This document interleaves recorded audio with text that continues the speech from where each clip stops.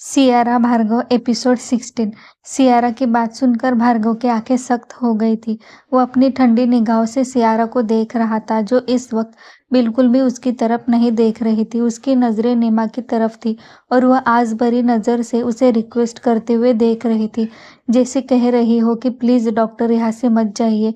पर नहीं, भार्गव की बात कोई टाल नहीं सकता था। मरना थोड़ी था किसी को। भार्गव की नजरें देखकर अखिल और खुशल ने एक दूसरे को देखा और फिर धीरे से बोले, यहाँ से जाना ही फायदे में रहेगा, वरना पता चला कल की सुबह हम या तो हॉस्पिटल बेड पर देखेंगे या फिर किसी ऐसी जगह जहाँ पर सिर्फ और सिर्फ भार्गव पहुंच सकता है। कहकर वो दोनों ने भी अपना सर हिला दिया और वह अपनी जगह पर खड़े हो गए। खुशल और अखिल सियारा के सामने खड़े हो गए और सियारा को देखकर कहा, हेलो भाभी, अब आप रेस्ट करिए, आपको सच में रेस्ट की ज़रूरत है। अब हम चलते हैं, हमें भी पार्टी एंजॉय करनी है। इतनी बड़ी बड़ी पार्टी बहुत कम देखने को मिलती है। हम चले, एंजॉय करना, बेस्ट ऑफ लक।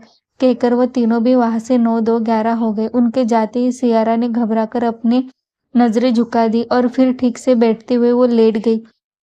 भार्गव वो बस उसे ही देख रहा था। उसने सियारा के हाथ को अपने हाथ में लिया और फिर उसकी तरफ झुकते हुए बहुत ही डरावने तरीके से बोला, वाह इफी, अभी तक मुझे मेरे सवालों का जवाब नहीं मिला। उसके ऐसी बात सुनकर सियारा घबरा गई। पता नहीं अब भार्गव उससे क्या पूछेगा। उसने अपनी आंखें बंद करते हुए ही भगवान से प्रार्थना करते हुए कहा, छू मंत्र, जादू तंत्र, भगवान जी मुझे भी जादुई चश्मा लाकर दीजिए और मुझे मिस्टर लखनऊ कर दीजिए। कहकर उसने अपनी आंखें कसकर बंद कर दी। वैसे ही उसे अपने होठों पर गर्म सांसों की तपिश महसूस हुई। वैसे ही सियारा के पूरे शरीर में झुंझुनाहट दौड़ गई। उसने घबराकर अपनी आंखें और ज्यादा कसकर बंद कर दी और फिर तेज तेज सांस लेने लगी। इस वक्त सियारा और भार्गव की सांस एक दूसरे से टकरा रही थी। तभी सियारा को अपने होठों पर सख्त होठों की छुअन महसूस हुई। जैसे ही उसे ये छुअन महसूस हुई, उसकी सांसें जो अब तक फास्ट हो चुकी थी, वो और ज्यादा अनकंट्रोल होकर तेज हो गई। धीरे धीरे उसे अपने होठों पर हल्का हल्का दर्द महसूस होने लगा था, क्योंकि भार्गव उसके होठों पर बहुत ही रूडली और पैशनेटली चूम रहा था। उसके ऐसे करते ही ना चाहते हुए भी सियारा के हाथ भार्गव के बालों में चले गए और वह उसे रोकने की कोशिश करने लगा, पर भार्गव रुकने का नाम ही नहीं ले रहा था। बल्कि उसने सियारा के सर के नीचे अपना हाथ डाला और उसके बालों को कसकर पकड़कर उसके होठों पर अपने होठों से और ज्यादा कसकर दबा दिया और उसे और ज्यादा पैशनेटली किस करने लगा। आज सियारा इतनी ज्यादा खूबसूरत लग रही थी कि भार्गव पहले ही अपना कंट्रोल खो चुका था। वह सच में उसके होठों को छूना चाहता था, फिर एक बार उसके शरीर से अपने शरीर की गर्मी को मिटाना चाहता था। लेकिन पार्टी में होने के कारण वो ऐसा कुछ भी कर नहीं पाया। पार्टी उसके लिए बहुत ज्यादा इम्पोर्टेंट थी। तभी दरवाजे पर खटखटाने की आवाज आई, जिसे सुनकर भार्गव ने ना चाहते हुए सियारा को छोड़ दिया और फिर उसके सॉफ्ट होठों को, जो अब हल्के हल्के सूज चुके थे, उस पर हल्के से उंगली घुमा अपने मैग्नेटिक आवाज में बोला, बाकी घर जाकर कंटिन्यू करेंगे। कहकर भार्गव ने अपने होठों पर जुबान घुमा दी। उसने सब कुछ इतनी सफाई से और कातिल तरीके से किया था कि सियारा की बस आंखें बाहर आने ही बाकी रह गई थी। वो इस आदमी से पीछे छुड़ाना चाहती थी, लेकिन क्या सच में ये आदमी से पीछा छूटने वाला था? कि जितना वो आदमी डरावना डेंजरस था, उतना कहीं ज्यादा कातिल था। उसके हर एक छुअन मतलब सब बिजली की तार को छेड़ने बराबर था। उसके पूरे चेहरे में, उसके पूरे मैग्नेटिक बॉडी में, खास करके उसके वो काली गहरी आंखों में जो नशा था, वो शायद ही कहीं पर होगा। सच में बेहद नशा था इस आदमी के अंदर। ऐसा नशा जो ड्रग्स और किसी महंगे से महंगे वाइन में भी ना हो। ऐसे ही लड़कियां इसके पीछे पागल नहीं थी, सियारा अपने मन में सोच रही थी कि तभी राका अपना सर झुकाते हुए अंदर आया। उसने हाथ में एक ट्रे था जिसमें जूस का गिलास था। भार्गव ने उसके हाथ से वो गिलास लिया। तभी सियारा का ध्यान भार्गव के हाथ में पकड़े गिलास पर पड़ी और फिर उसने राका को नाराजगी से देखते हुए कहा, भाई, आपको मैंने कितनी बार कहा है, आप मेरे लिए ये सब कुछ मत करिए, मुझे बिल्कुल भी ठीक नहीं लगता। राका मुस्कुराकर उसे देखा और तभी उसने अपने ऊपर घूरती हुई नजरों का एहसास महसूस किया। वैसे ही उसने अपनी नजरें झुका दी और वहां से जाने लगा तो भार्गव ने उसे देखते हुए कहा, हमारे यहाँ बहुत सारे सर्वेंट हैं, साथ में रहकर उनके हाथ से भिजवा दो, कुछ भी हो। भार्गव के ऐसे कहते ही राका के आंखें हैरानी से बड़ी बड़ी हो गई। आज कितने साल हो गए थे राका उसके साथ था और उसके आगे एक काम को वो बहुत ही आज्ञाधारक सर्वेंट की तरह करता था, लेकिन आज जो भार्गव के मुंह से निकला था वो और अजूबे से अजूबा था। भार्गव ने उसे आंखों से जाने का इशारा किया। वैसे ही राका वहां से जाने लगा तो सियारा बोली, आप आगे से ध्यान रखना भाई, अगर आप कुछ भी लेकर आए तो मैं कुछ भी खाऊंगी नहीं आपके हाथ से। राका ने अपना सर हिला दिया और वो वहां से चला गया। वैसे तो उन्हें इमोशनल होने का कोई हक नहीं था, उन्हें ट्रेनिंग में वह सब कुछ सिखाया गया था, लेकिन सियारा का और भार्गव का एक छोटा सा शब्द भी उसे काफी ज्यादा इमोशनल कर गया था। उसने गहरी गहरी 2-3 सांसें ली और फिर ऊपर की तरफ देखते हुए कहा, मुझे लगा था इस डेंजरस इविल इंसान की जिंदगी में कभी ऐसा इंसान नहीं आएगा जो इसे इंसान बनाएगा, लेकिन सच में मास्टर बॉस की चॉइस एकदम करेक्ट थी। मास्टर लेडी जैसा इस दुनिया में इंसान मिलना बहुत ही रेयर होगा। उनका हार्ट बहुत ही सॉफ्ट है और वह बहुत ही ज्यादा नरम दिल की औरत है। जॉनी जो वहां पर खड़ा था और राका को अजीब नजरों से देख रहा था, तो राका ने अपना सर नहीं में हिला दिया, जिसे देख जॉनी ने उसे देखते हुए कहा, अपने इमोशन पर कंट्रोल करो राका, ये वो जगह नहीं है जहां पर तुम अपने इमोशन बाहर निकाल सको। या this is not the place where I can express my emotions, कहकर राका ने बस अपना सर हिला दिया और वो फोन पर कुछ करने लगा। भार्गव ने अपने हाथ में पकड़े ग्लास को सियारा के होठों पर वह ग्लास लगा दिया और उसे पूरा जूस पिला दिया। सियारा को भी काफी ज्यादा भूख लगी थी, इसलिए उसने बिना कुछ कहे वो पूरा जूस का ग्लास खत्म कर दिया। तभी उसके फोन पर कुछ मैसेज आए, जिसे पढ़कर भार्गव ने सियारा को देखते हुए कहा, चलो हमें नीचे जाना है। भार्गव की बात सुनकर सियारा बहुत ज्यादा अनकंफर्टेबल हो गई। उसे नीचे बिल्कुल भी नहीं जाना था, बिल्कुल भी नहीं। फिर से वही सब कुछ, फिर से सबकी नजरों की तपिश अपने ऊपर। तंग आ गई थी वो, ऐसे वातावरण में रहने की उसे आदत नहीं थी और ना ही वह रहना चाहती थी। उसे पता था भार्गव का जवाब क्या होगा, फिर भी उसने एक कोशिश करते हुए भार्गव की तरफ देखते हुए कहा, मेरा मन नहीं है नीचे जाने का, क्या मैं थोड़ी देर यहाँ पर आराम नहीं कर सकती। भार्गव ने अपना सर नहीं में हिलाया और कहा, नहीं, तुम्हें इन सब की आदत डाल रही होगी वाइफी, चलो चलते हैं, कहकर उसने सियारा को सहारा दिया और फिर उसके चेहरे को ठीक करके उसके ड्रेस को भी एक बार ठीक किया और फिर उसके बालों को देखकर उसने गहरी सांस ली। सब कुछ परफेक्ट था। भार्गव को ऐसे देखकर सियारा काफी ज्यादा शॉक में थी, पर उसने कुछ कहने की हिम्मत नहीं की। कुछ ही देर में भार्गव ने उसके हाथ को पकड़ लिया और उसे लेकर कमरे से बाहर आ गया। उसके पीछे ही जॉनी और राका था। जैसे ही लिफ्ट के अंदर पहुंचे, भार्गव ने एक नजर सियारा को ऊपर से नीचे तक देखा और फिर वह लोग नीचे चले गए। जैसे ही नीचे उतरे, भार्गव का चेहरा अब तक जो शांत था वह अब एकदम से कठोर हो चुका था। उसकी नजर एकदम ठंडी हो चुकी थी और वह भावहीन चेहरे के साथ सियारा का हाथ पकड़कर अपने तेज कदमों के साथ आगे बढ़ रहा था। सियारा उसके कदमों से कदम मिलाना चाहती थी, पर वह ऐसा कर नहीं पा रही थी। उसे ऐसे लग रहा था जैसे वह भार्गव के साथ पीछे लगभग भाग रही थी। उसे ऐसे देखकर राका को भी उस पर दया आ गई और उसने आगे बढ़कर भार्गव को देखते हुए अपना सर झुकाकर कहा, मास्टर बॉस, थोड़ा धीरे चलिए, लेडी मास्टर को चलने में प्रॉब्लम हो रही है।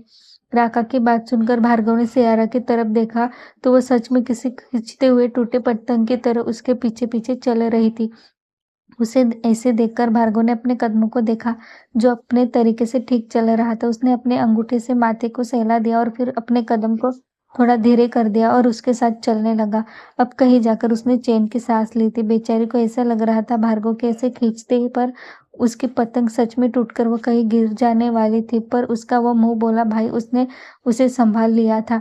भार्गव के आते ही सबकी नजरें उसी के ऊपर आकर टिक गई। आखिर ये लड़की के साथ भार्गव का रिश्ता क्या था? अंतरा अपने आंखों में आग लिए उसे देख रही थी। काफी गुस्सा आ रहा था उसे सियारा के ऊपर, पर किसी से कुछ भी अभी तो नहीं कह सकती थी। पर अचानक ही उसके दिमाग में एक आइडिया आया। उसने तुरंत अपना फोन निकाला और भार्गव सियारा की तस्वीर निकाली। फिर उस तस्वीर को देखकर वो बहुत ही डरावने तरीके से मुस्कुराते हुए बोली, जो अंतरा का है वो सिर्फ अंतरा का है, इस पर सिर्फ मेरा हक है। पार्टी की शान अब बढ़ती जा रही थी। रात गहरी होती जा रही थी और में रौनक लग चुकी थी। अब पार्टी का सीन बदल चुका था। पार्टी का थीम अब डार्क हो चुका, जिस कारण अब वो काफी अंधेरा हो चुका था। कोई खाना खा रहा था तो कोई अभी भी वाइन पी रहा था। स्टेज पर अभी भी हंगामा मचा हुआ था। अब वो पार्टी कैसोनोवा पार्टी हो चुकी थी। स्टेज पर छोटे छोटे कपड़े पहनकर लड़कियां डांस कर रही थी।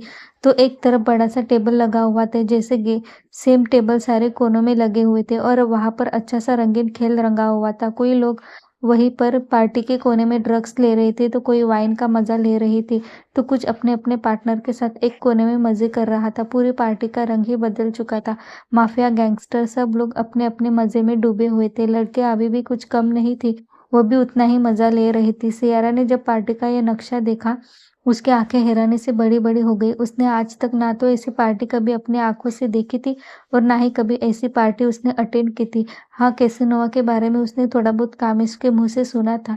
वो हमेशा से उसे कहता था ऐसी पार्टी में आने के लिए, लेकिन सियारा को ज़्यादा पार्टी में जाना पसंद नहीं था, ख़ासकर देर रात तक चलने वाली पार्टी, क्योंकि वो उसके घर में अलाउ नहीं था। पर अब इस वक़्त वो जो अपनी आँखों से देख रही थी, वह सब कुछ चौंका देने वाला था। उसने अपने हाथ को अपने पेट पर रखा और अपना सर धीरे से ना में हिलाते हुए बोली, "अगर इसका बाप ऐसा है तो बच्चों को ऊपर कैसा असर होगा? नहीं, नहीं, मैं मेरे बच्चों को ऐसा कभी नहीं बनाऊँगी, कभी नहीं। फिर इसके लिए मुझे कोई भी कदम उठाना क्यों ना पड़े।" भार्गव जो यहाँ-वहाँ देख रहा था, अचानक ही उसकी नज़रें सियारा के ऊपर चली गई। उसका हाथ पेट पर देखकर वह चिंतित हो गया और उसकी तरफ हल्का-सा झुकते हुए धीमी आवाज़ में बोला, "क्या हुआ वाइफ़ी? सिप ठीक तो है ना?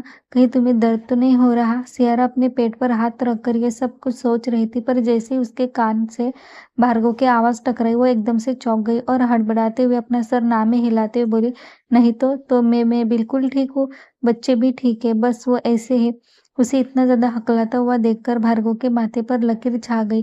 ज़रूर ये लड़की कुछ तो छुपा रही थी। उसने घूर कर सियारा को देखा और अपनी डरावनी आवाज़ में पूछा, "मैं तुमसे कुछ पूछ रहा हूँ, सही-सही जवाब दो। अगर तुमने मुझसे झूठ कहने का सोचा भी, तो याद रखना।" सियारा ने जल्दी से अपना सर हिला दिया और कहा, "मुझे ऐसी पार्टी की आदत नहीं है। मुझे मुझे बहुत अजीब लग रहा है।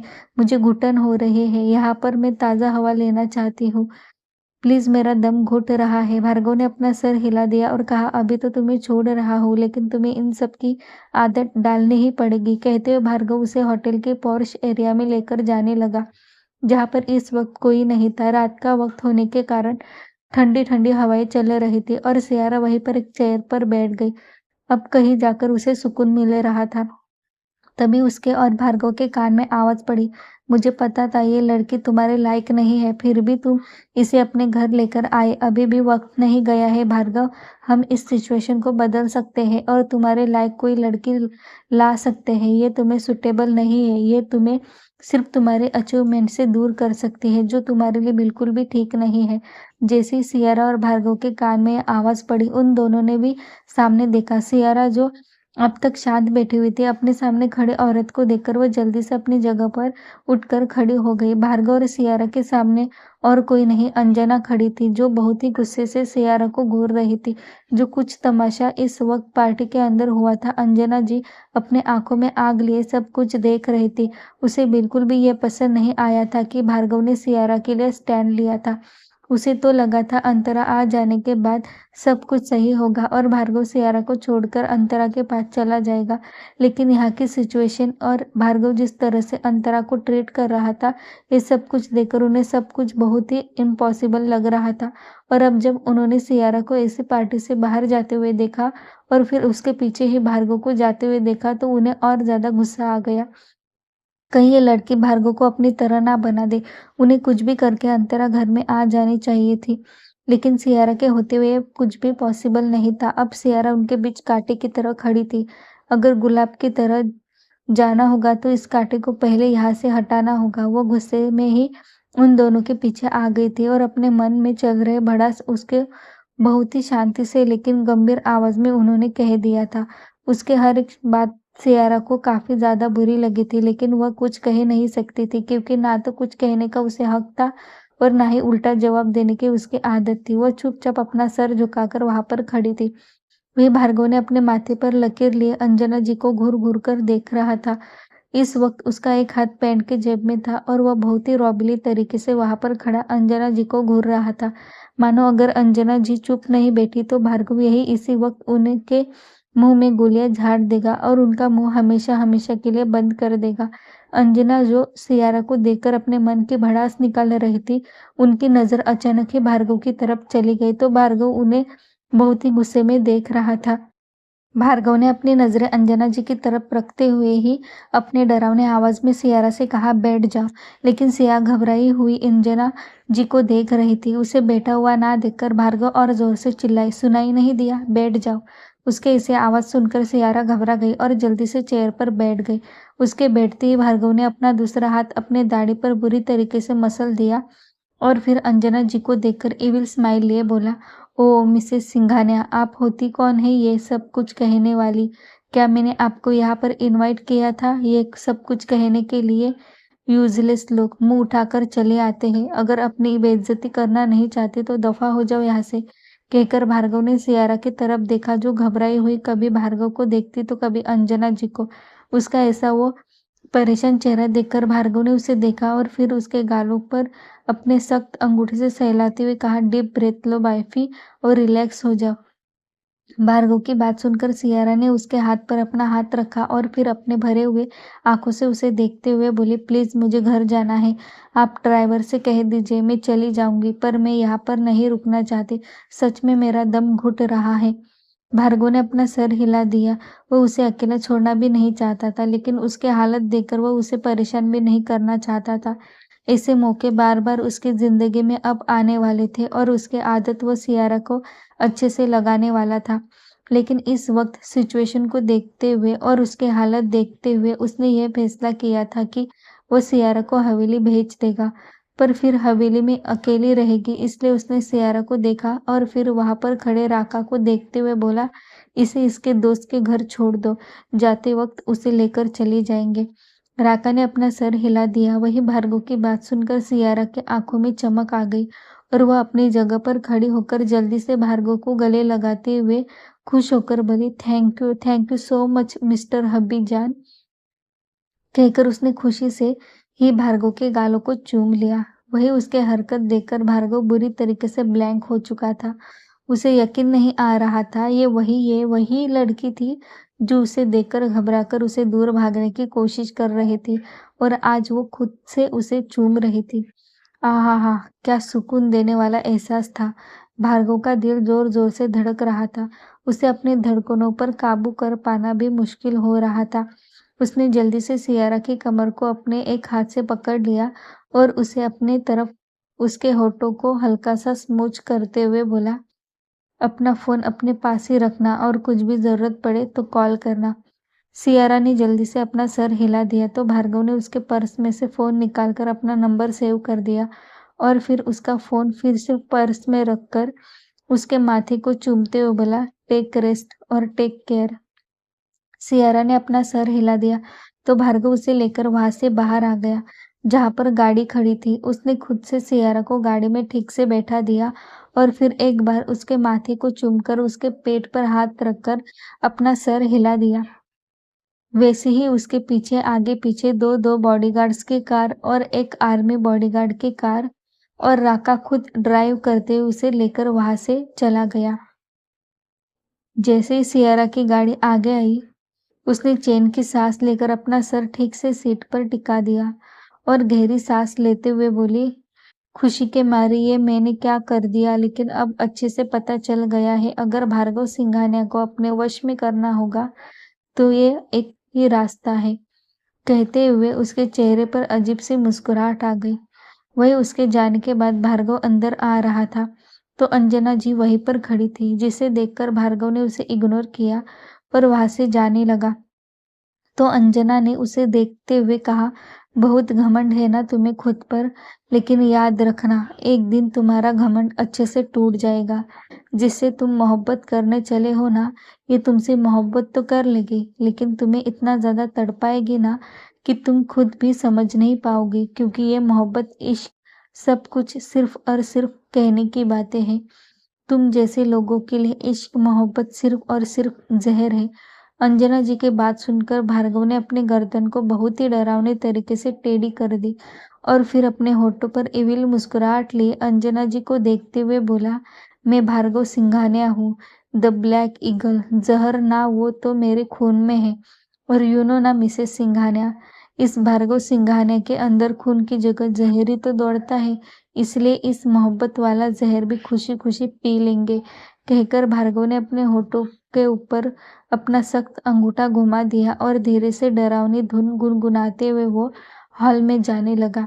आखिर क्या है सियारा? बुन रही है कोई साजिश, या फिर जो हो रहा था वो था सिर्फ एक छलावा? जानने के लिए जुड़े रहे कहानी के साथ। Thanks for watching. कहानी को आगे जानने के लिए चैनल को सब्सक्राइब करो और बेल आइकन को प्रेस करना ना भूलें, ताकि जैसे ही कहानी के एपिसोड पब्लिश हो आपको तुरंत नोटिफिकेशन मिल जाएगा।